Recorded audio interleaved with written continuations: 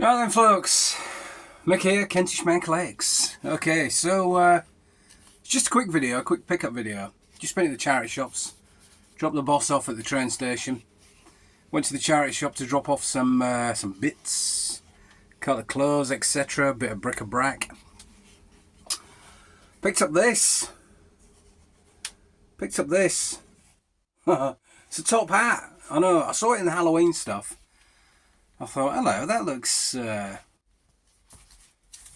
old. That looks like it's got some age to it. Picked it up, and yeah, it's got some real age to it. It was up for £3, if you can see that. Yeah, nah, it was up for £3, so I thought, you know what, it's worth a punt. Never sold antiques before, and that is exactly what it is. This is an antique folding top hat. Now, I don't know how you're supposed to get it out. Just you pull it out, I suppose. I mean, you can see where someone's pulled it out because the silk has come away. But look at that. That is a thing of beauty, isn't it? I saw it there. I thought, nah, it's a magic trick. One of those magic top hats you punch through. But yeah, like a drum. But yeah, £3. Not sure what I'm going to do with this yet. It's in quite a bad way. The felt lining here has kind of been sewn on a bit haphazardly. I don't know if that's. Yeah, I mean, it looks like it's meant to be there, because obviously that looks like it's got some age as well. And the company inside is AJ Wakeling and Son, or Tres & Co, London. Now, these were about in the 1800s, making hats. But yeah, just wow. I did a quick cheeky search on eBay whilst I was in the shop. Now, I don't usually do this because I think it's a bit disrespectful to the people in the charity shop. I mean, they price up as they see fit. If they're pricing up half the price of eBay, then you know, fair play to them. Obviously, everybody's alluded to the fact that why charity shop prices are what they are. You know, they've got to pay rent. Some cases they've got to pay wages. You know, these big execs that are on telephone numbers for salaries and all, you know, that money has to come from somewhere. And yes, this stuff is free, but they do buy stuff in, and obviously big companies send them stuff. So I'm not going to begrudge them trying to make a bit of money to do a bit of good. But yeah, £3. I thought it's just too good to pass up. Too good to pass up. So yeah, I don't know what I'm going to do with that. eBay prices, well, eBay prices sold anywhere up to sort of £200-300 for something like that. Now the linings come away as well. I can see that. Bear with.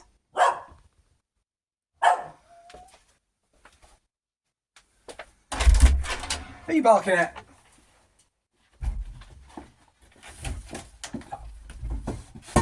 Stop barking! Stop barking at the letterbox.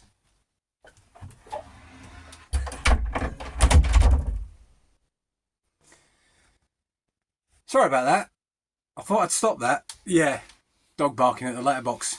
Pizza rubbish deliveries. So yeah, the lining looks like it's come away. The lining looks like it's come away inside, because you can see the little springs that obviously, you know, once you compress the hat, that would be hidden by the lining. So yeah, I don't know, I might have a go at stitching it. I'm not a bad sewer, you know, not bad sewer, so I might have a little go at stitching it, and then we'll see from there. I might throw it on eBay as it is. I might reach out and see if there's anybody in the local area that collects these. Because I mean, it's in, other than sort of this bit here, other than this bit here that's come away, and again, it's all stitched. I'm gonna get rid of that. It's all stitched. I don't know what that glue is going to do to the surface of this silk. It's silk. So yeah, that's all stitched. It's all stitched, and like I say, it's made out of silk. Yeah. Anyway, that's enough of that. Been up in the loft. There is a video.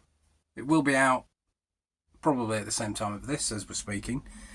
I've been getting all the comics down from the loft, and I downloaded an app. It's called Hip Comics. It's an American site. I may have alluded to it in the last video. It's an American site. Basically, you scan your comics, and from that database it gives you a price. Obviously, it's got the various gradings as well.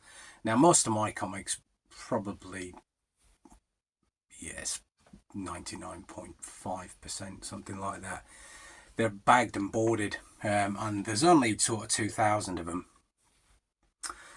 You know, it's not a massive collection. And again, I alluded to why I stopped collecting comics and why I now only buy bulk lots in the last video. But yeah, so I've been scanning through them. I think I've scanned somewhere in the region of 1,600, and it's come back with about nearly $8,000 in value for these comics. There are some comics in there as well that didn't have values, be that because of its age, or you know, they just weren't on the database, which is good or bad depending on which way you look at it. You know, it could be uber rare, it could be worth thousands, and on that point there are a couple of comics in there that are, you know, there was one Batman 423 came up at $285. Now, the last time I was at Comic-Con, some trader stall owner up there he had that up unbagged, ungraded for 300 quid. There's a couple of, and I say newer comics, but they're still 27,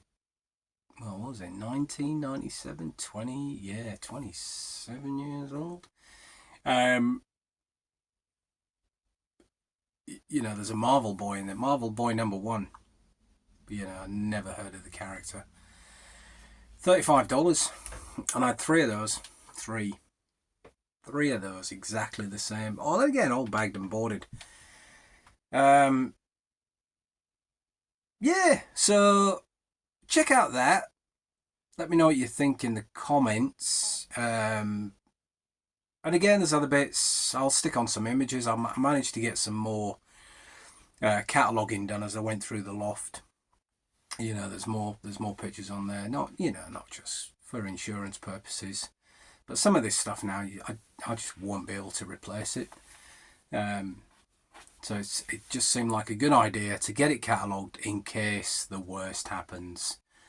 And you know, it's always a worry because the summers of late, you know, we've had 40 degrees. We've had 40 degrees here, and it's a funny sort of heat in the UK. It's very sort of it's kind of humid, but it's not like being away on your holly jolls. It's it's bonkers. It's bonkers heat, and you know, the temperatures in that loft. It's a climate all unto itself. So yeah, you know, I dare say there's stuff in there that's deteriorated, but you know, plastic bags. You know, they reckon a plastic bag in soil will deteriorate after 25 years. Yet you put a plastic bag in the loft and it's gone after about 3 months. So maybe we should be spending money on finding out how to replicate the climate in a loft. You know, because then we could just chuck these plastic bags wherever we like and they'd be disintegrated to dust within a matter of weeks. Anyway, I've rambled on enough. I'll see you on the next. Okay, welcome back, folks. Well, after some rather creative stitching, as you can see,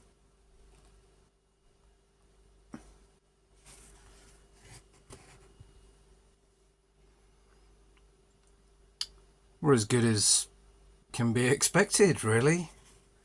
Lining's all reattached.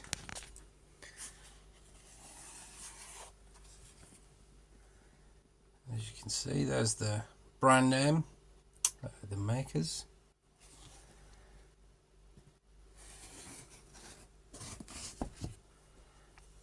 All collapses as it should.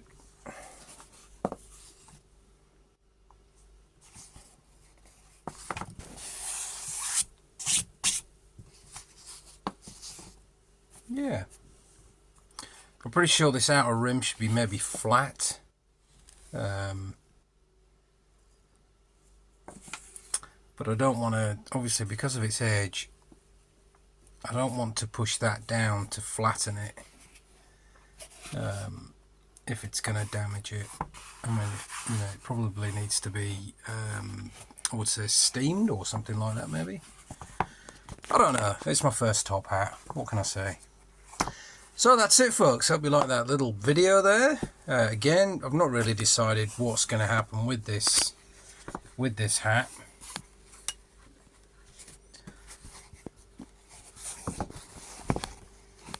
Pop that back out. Yeah, not decided what's going to happen with this hat.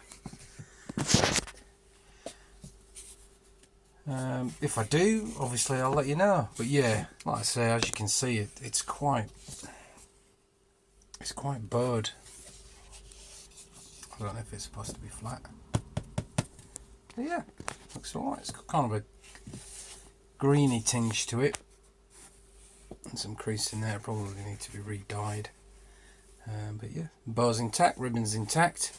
What I didn't do is I didn't sew that felt liner back in, because there is quite a bit of padding all the way around there, and it was grotty. So yeah, I mean, if I do decide to sell it, I'll probably just put that lining in the packaging. Obviously everything will be disclosed, the you know, the repair job to the rim, the brim of the hat there, and obviously the lining. So yeah, I'll let you know how it goes. But it's, yeah, just an unusual collectible from a charity shop, £3. Alright folks, see you on the next.